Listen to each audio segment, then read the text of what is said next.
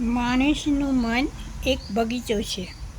અર્ધજાગૃત અવસ્થામાં એમાં જેવા વિચારોનું બીજ રોપાય છે એવું જ એનું જીવન બનતું જાય છે.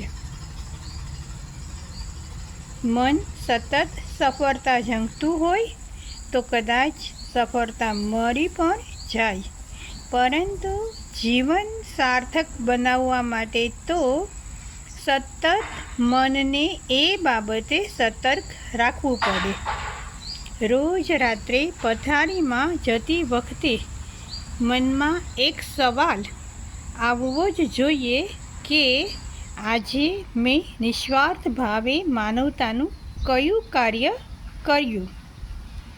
જીવનમાં માત્ર સફળતા મેળવીને બેસી રહેવાને બદલે સફળ જીવનને સાર્થક જીવનમાં બદલવાની મહત્તમ કોશિશ કરવામાં જ જીવનની સાર્થકતા સમાયેલી છે. હું જગતને શું આપીને જઈશ એવો સવાલ જ્યારે મનમાં રમતો થાય ત્યારે જ જીવન સાર્થકતા તરફ ગતિ કરવાની શરૂઆત કરે છે.